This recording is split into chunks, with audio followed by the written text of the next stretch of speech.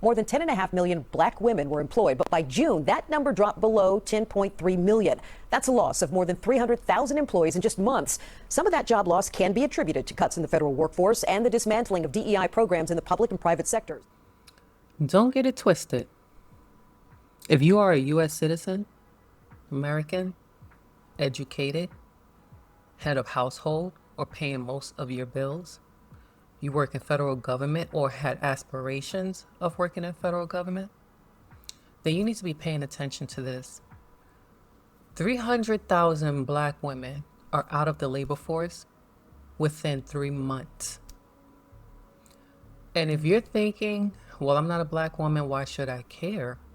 Well, if you are looking for a job, you already know the job market sucks. But when you have hundreds of thousands of Americans getting laid off in a short span of time, something needs to be going off in your head. What's going on? Because there's no way you can tell me that this is just about DEI policies, okay? You don't have hundreds of thousands of Americans getting laid off that were just lazy workers. Now, you've been rocking with me for a while. I appreciate you. For anyone new to my channel, hi, my name is Tiffany, and I want you to live your best life. And I want you to be able to create the life you desire, technically and authentically. So how does this article, how does this news, how can we apply it to us? Because whether you are looking for a job or you're already employed, long are the days where a federal job was safe. You had a union, you had great benefits, you had a pension, you were safe. That's done. What we do know is because so much federal funding is getting cut, there are other companies, corporations, nonprofit, and government that are being impacted. So this is where the technology comes in. If you're not already using ChatGPT, then you need to get into it and start figuring out how to use it to prepare yourself for the future of work in this AI era. If you're currently employed, you might be thinking, how can I protect myself? How can I have job security? If you're unemployed, you might be thinking, well, is federal jobs off the table? I don't know. I don't work in federal government, but I do work in local government. I have a background in retail. I didn't start in tech. I leveled up my skills. I learned how to code. I went back to school, but I went to a local school. I kept my student debt low because I already saw the writing on the wall. People were getting stuck with student loan debt. And it used to be the case that if you got a government job and stayed there long enough, you might be eligible for student loan forgiveness. But now, who knows? So what I want you to do, I want you to tell me in the comments what industry you're in right now. And are you seeing these changes? Are you seeing mass layoffs? Are they impacting just certain groups of people? If you see a news headline talking about hundreds of thousands of people leaving the workforce, you should be asking yourself, what can I do in the interim? I may be safe right now, I might be employed, or I might be looking for a job. What industry is that impacting? And I know the job market is a shit show right now. So what you can be doing in the interim is just start preparing yourself.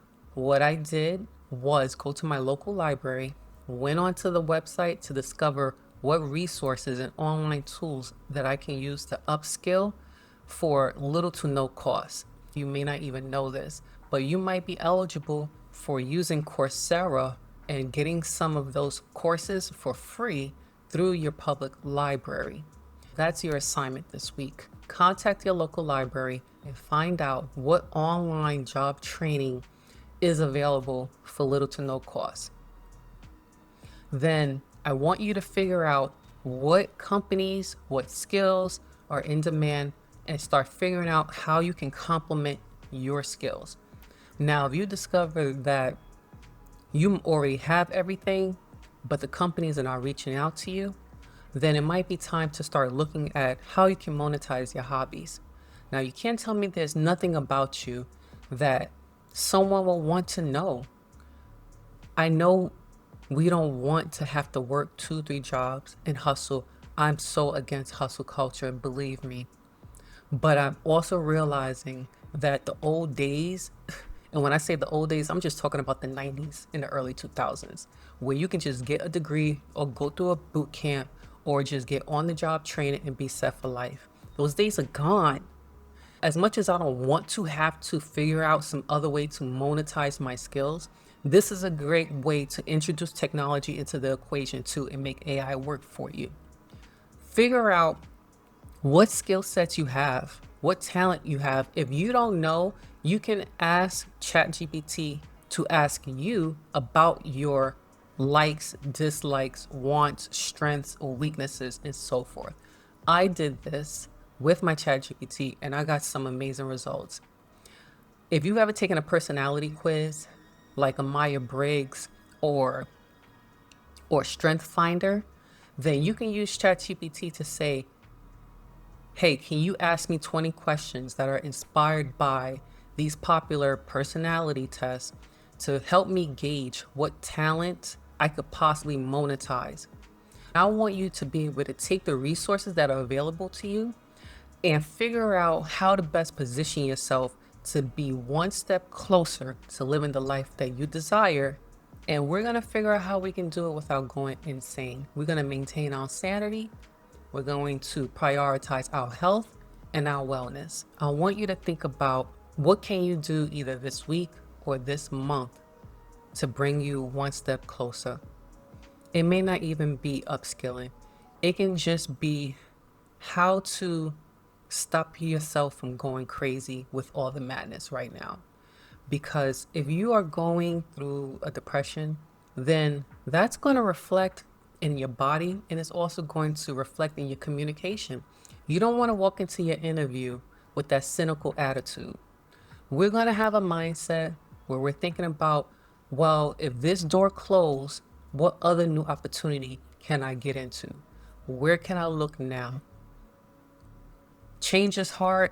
We're going to have that hard conversation. As certain laws and policies are getting passed, now it doesn't even matter how hard you work, how good of an employee you are. Now we're going to have to think about, how can I use AI if it's all around me? Some of you don't even have a choice if you want to use AI. It's in everything. So make it work for you. Now what we have to figure out is what the future of work is going to look like. How do you want your life to look 5, 10 years from now?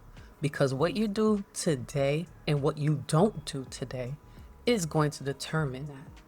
So let's come up with a system. Once we have a system in place, then even when shit hits the fan, you already have a system for how you're going to move and pivot. You're going to own this system. You're going to own what you create. That is the bottom line.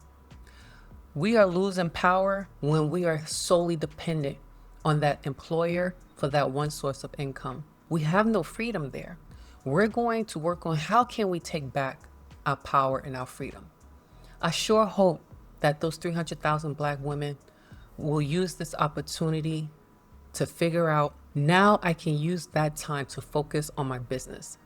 There are some of you who already had a business in mind, who already had an idea, but because you were working and you were strapped to your desk for so many hours, you couldn't even focus your attention on building your business, your hobbies. As hard as it is to say this, sometimes it can be a blessing in disguise.